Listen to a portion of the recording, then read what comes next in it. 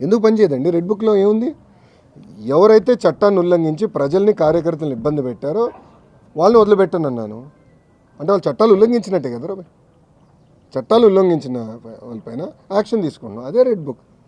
Action తీసుకుంటాం, దాంట్లో ఎలాంటి డౌట్ లేదు. ఇది రాజారెడ్డి రాజ్యాంగం కాదండి. గేట్లకి తాళాలు కడతాం, ఏం తప్పు చేయనోడి పైన దొంగ కేసులు పెడతాం. అలా ఎప్పుడు చేయలేదు. ఈరోజు జగన్మోహన్ రెడ్డి గారు ఫ్రీగా తిరగట్లేదు. Z+ సెక్యూరిటీ ఉందండి. అరే పవన్ అన్న కన్నా ఎక్కువ సెక్యూరిటీ ఉంది ఆయనకి. భలే ఉన్నారు. పవన్ అన్న కన్నా ఎక్కువ సెక్యూరిటీ ఆయనకు ఉంది. పవన్ అన్న classification Z category, Jaganmohan Reddy గారికి Z+. ప్రభుత్వమే బుల్లెట్ ప్రూఫ్ వాహనం ఇచ్చి, ఆయన ఆంధ్ర రాష్ట్రంలో ఎక్కడ తిరిగినా ప్రభుత్వమే బుల్లెట్ ప్రూఫ్ వాహనం ఇచ్చి వెళ్ళిస్తుంది. ఏనాడు ఆయన గేటుకి మేము తాడు కట్టలేదే, ఏనాడు ఆయన చేయాల్సిన కార్యక్రమాలు మేము అడ్డుపడలేదే, పర్మిషన్ ఇవ్వకుండా మేము పోలేదే. ప్రభుత్వం చాలా క్లియర్. ప్రజాస్వామ్యంలో ఆయన చెప్పాల్సినంటే చెప్పుకోనివ్వండి, దాన్ని ఎట్లా తిప్పుకొట్టాలో మాకు తెలుసు.